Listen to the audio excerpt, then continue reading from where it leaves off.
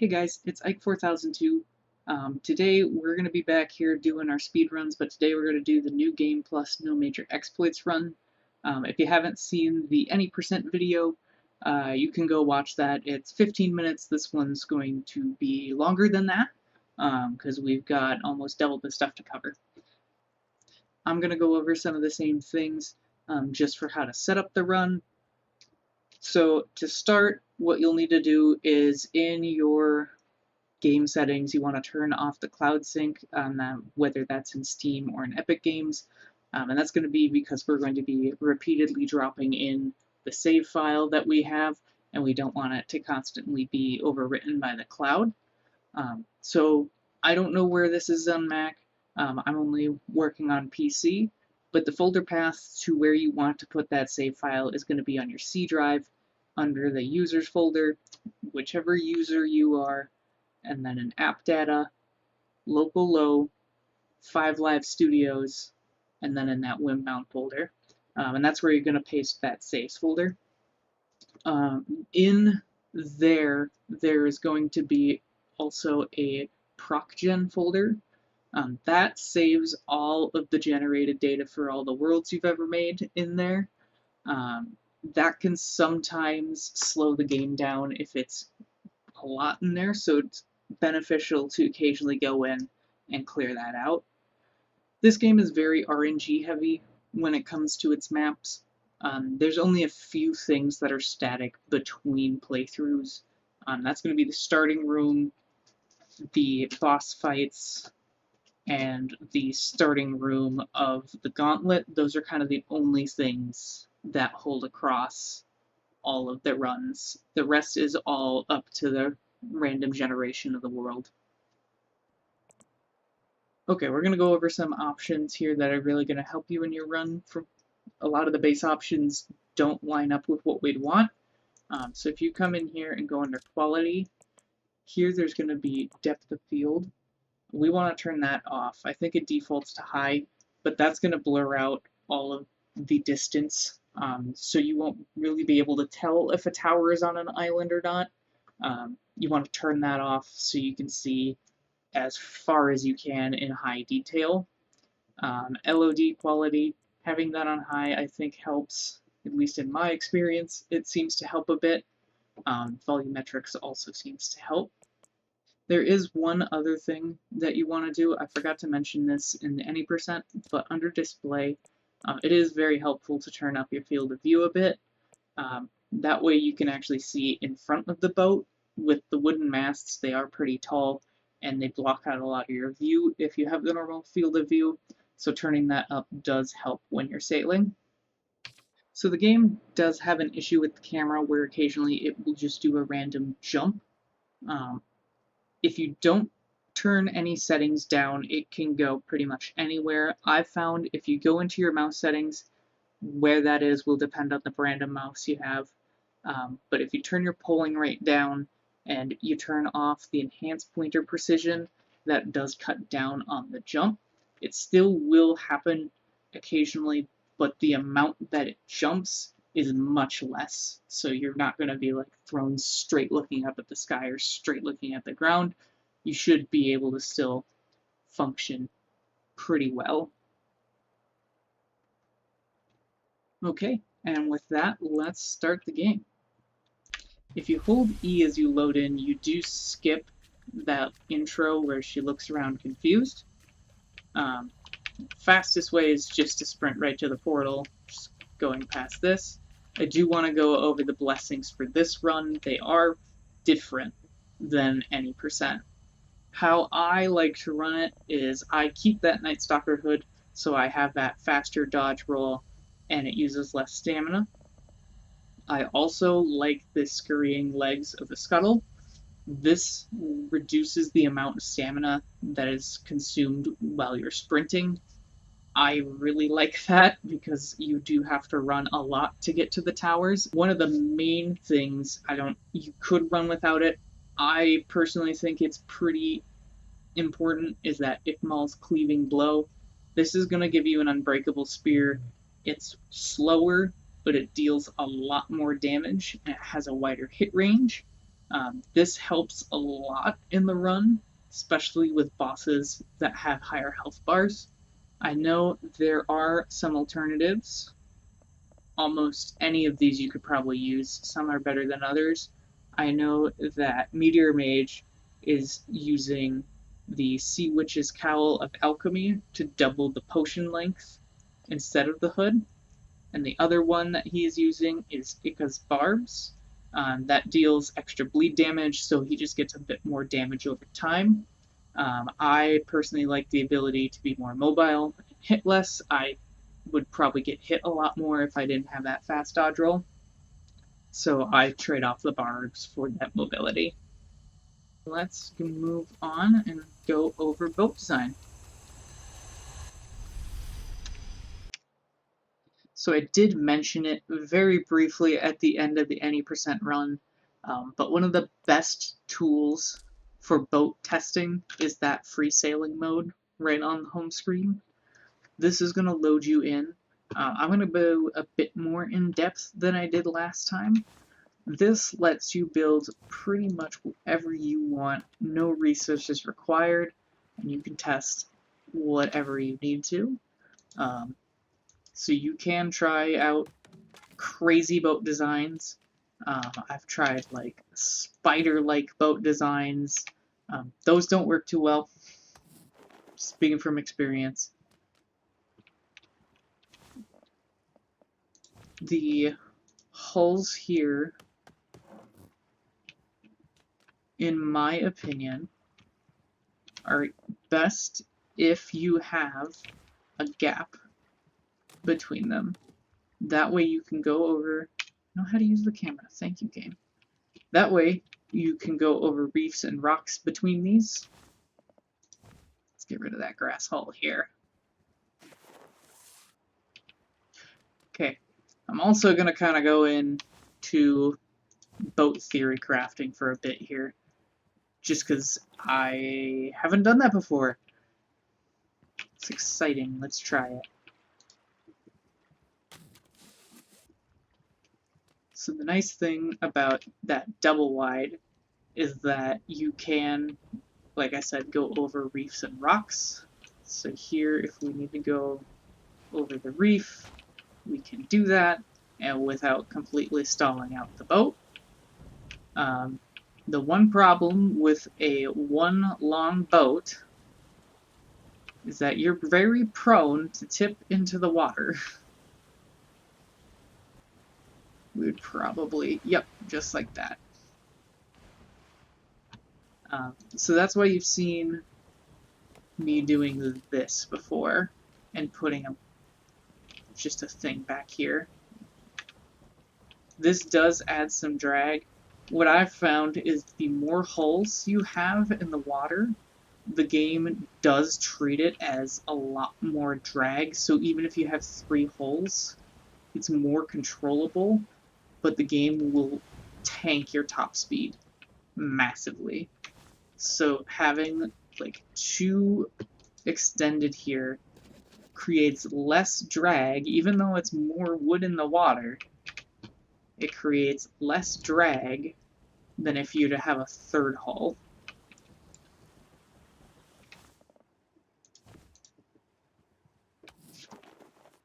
Now having a hull back here also interferes with the idea of being able to go over reefs and rocks with some ease.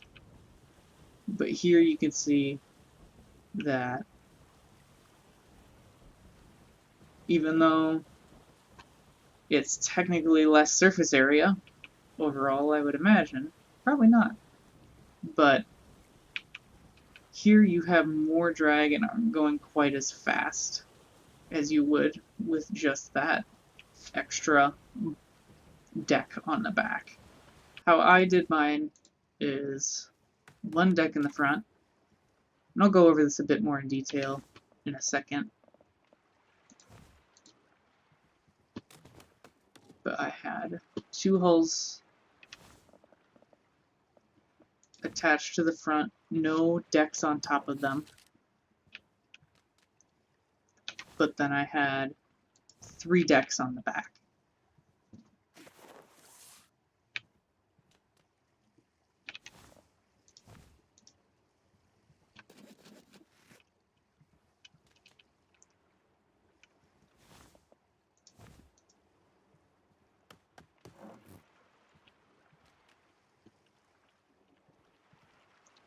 And then here you can see that it's tipping back and getting some drag from that.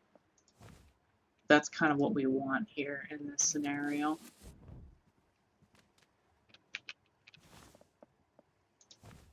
We don't want our hulls going straight, even, flat, because then if they hit a wave and the wave goes over it, we get catapulted. So we want our hulls pointed up a little bit.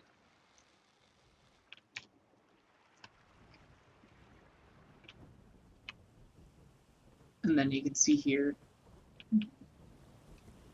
those back decks are keeping it from tipping. We're not getting a whole lot of tip going on there, but we're also still getting a good amount of speed. Now, I know MeteorMage has talked about getting more weight on the boat. Doesn't have it listed here. But when I've looked at the description of some things, it sounds like the accessories don't have weight values. I'd have to do some extensive testing, or just maybe eval 5 live, just to get confirmation on that. And maybe see if they capped the speed on a boat. But yeah, you can see there's a little bit of tipping here, but it's pretty minimal. And we're not dipping into the water as much. Now, I prefer metal hull armor. I'm not sure if this has a weight value to it. There is an important lesson. If you are repairing your boat, this says ruined runs for me. If you are repairing your boat and you are going fast, it can shoot out from under you. So only repair your boat when it is stopped. Do not repair your boat when it is in motion. I don't have my figureheads. So the ones I had in the run for this were the Pain Stalker, so it could hit the Scuttle Crabs, or whatever they're called. And then the Gloom Harrow, because this is a staple for any build. Now, having multiple Pain Stalker heads does work. It does create more area coverage. Having multiple Gloom Harrows does nothing. Absolutely nothing. They burn out at the same rate. You get no bonus speed. If they have a weight, all they're doing is slowing the boat down. The Gorehorn is the one I used for the any %. This adds a shield to it. I think in this, it's probably not necessary because we have the metal hull armor, and we also have enough to replace it if we do break it, and we have some wood to repair the hulls if needed. And there you can see this gets going pretty good. This gets a little skippy. But yeah, this is free sailing. This is probably your best friend if you want to theory craft boats. I do have something to show you quick. Where is it? We're going to skip to the end island. You should not, in this mode, skip to the end island, or do any of the any % skips on that end island. And I will show you why. Okay, so here we are at the end island. There's no way to actually activate any of this because there's no towers on this map. But you can, if you so choose, do the skip like we do in any %. Though I highly advise against it, you do have to get knife skip going, because we don't have spears or the ability to adjust any equipment, so you gotta just get it right.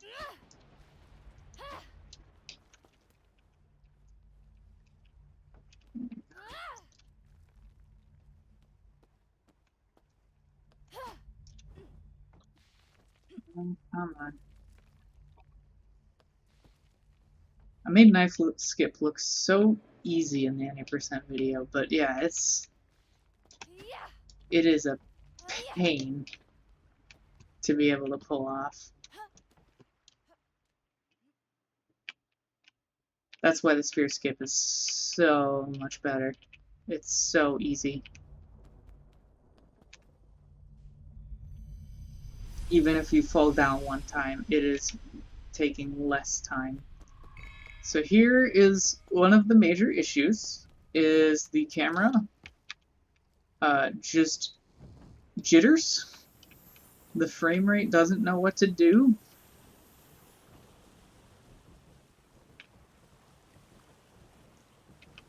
The walls just don't load. It's kind of funny when you get to this point. It's hard. It's hard to drive like this. Actually, this is what I'm going to show you here, is you don't want to use your Gloomharrow figurehead in the gauntlet, because then it's completely spent once you load into the next area. And you are stuck trying to start your sail with nothing. So here's what the big issue is with free sailing if you do that. You lose all your options outside of a grass hull. Everything. You can't have any accessories, no decks, nothing. You break it. What's worse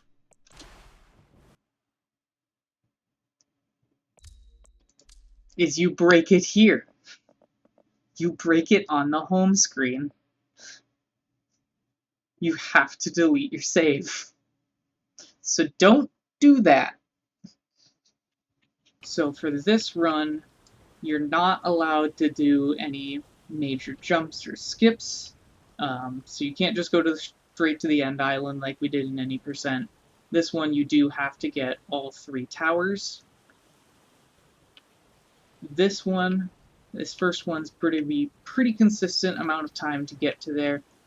In my runs, it varies by about 5 seconds in the amount of time it takes to get and activate that first tower. After that point, it's pretty RNG based. This would have been a great run. Tower here, there, and right there. That would have been real quick. Okay, so I do want to kind of go over the towers. There are a lot of them, but there's 7 main kind of types. There's ones like this that are just ready to climb out the gate. There's no puzzles, no tricks, nothing you have to do, you just have to get up the tower. So next is going to be the hit the gongs. If you're on the ground floor with this spear, it's easiest to just press E and hit it with a knife, because that animation is going to be faster than you trying to stab it with a spear.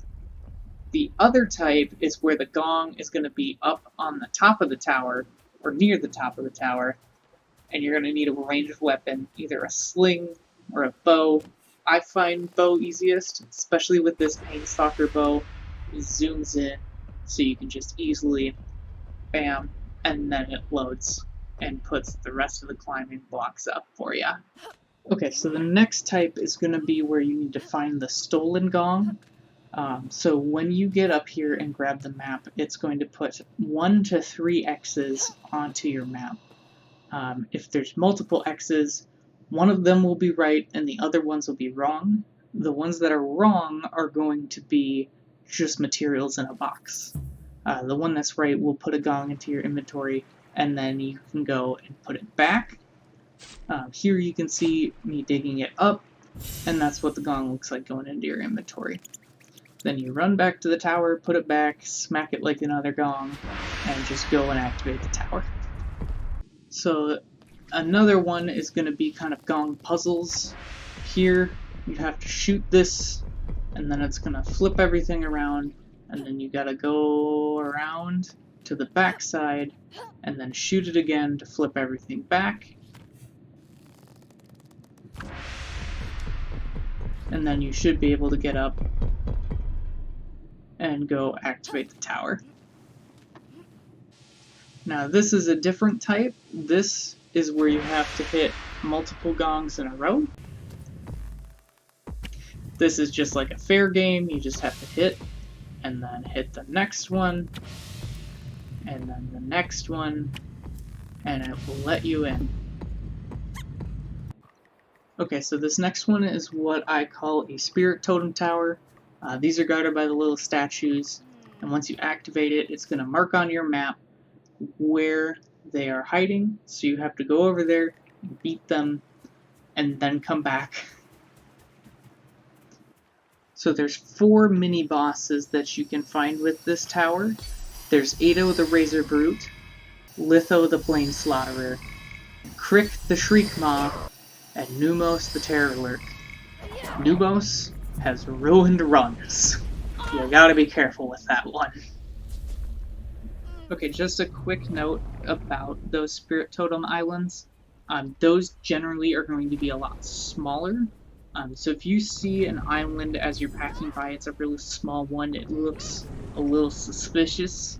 I always just quickly divert to take a look, because if you're sailing past and you haven't found the tower yet, you can still get the totem, and then you have it for when you do find the tower, and that saves you a lot of back and forth time. The next ones are what I call a tool required tower. Find the gong is kind of like this because you need a shovel, but these types, you're going to need a hammer to break the ones that have the rocks. You're going to need an axe to break the ones that have wood, and then you're going to need the glider for the ones that have the big gap you got to jump over. So the ones that are the most annoying to me are this next one, which are the floor towers. So it's on ground level. You can't see it easily from your boat. What's even worse is that there are ruins on islands that look like these towers, but aren't. And then there is one last type that is very rare. I've only found one for the footage. I call these loathing towers. So they have these purple rocks that are in the way that can only be broken with spectral weapons. I find spectral arrows to be the quickest. This one only had the rocks in the way, but every other one I've encountered so far has had a battle with one of the loathing types of enemies, the warriors, the shield bearers, the tricksters. One of those is in the way. Okay, so now I want to go over a bit of equipment layout. Here I have those speed potions that I have in the any % run, but I have a lot more of them. I believe I have enough here to cover an hour and a half to 2 hours, because each of these are 5 minutes. What I have here, I have some wood and some crude metal and grass in case some of my hull armor breaks. I can put more on. What's probably the best option for this run is using the stealth bag, because it gives you 12 slots, but it doesn't add additional stamina consumption like some of the other bags do with that number of slots. So one quick thing that MeteorMage is using, as far as I'm aware, he is using the Mark of the Martyr because it degrades from that before it starts taking the health from your tools. I go into runs with a fresh set of tools, assuming I'm not going to run into enough to break it. If I do, I'll just reset the run. But I know he likes to have that just so he can not have to worry about his tools breaking during the run. Okay, so you'll notice with the boat, this one is smaller.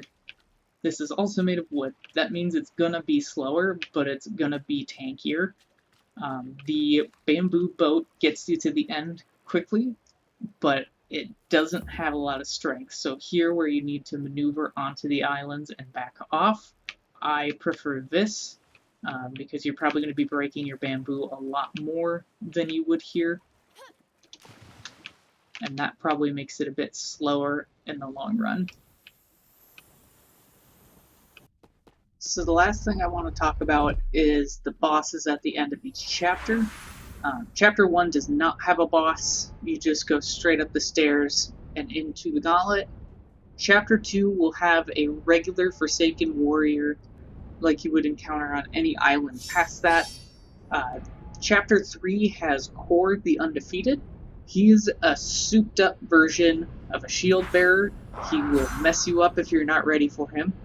Chapter 4 is Kilo the War Dancer. She is a souped up version of a trickster. You can rush her down pretty easily. She's kind of weak to that. Just stay on her and she can't do much. And then Chapter 5, the last boss, is Inara the Godslayer. As MeteorMage likes to call her, Dark Kara. But yeah, it's basically she has all the same attacks that you do, and you can easily get stuck in a loop of counterattacking. Otherwise, that's pretty much it. You just run through the last gauntlet and hit the end scene, and then you stop the timer.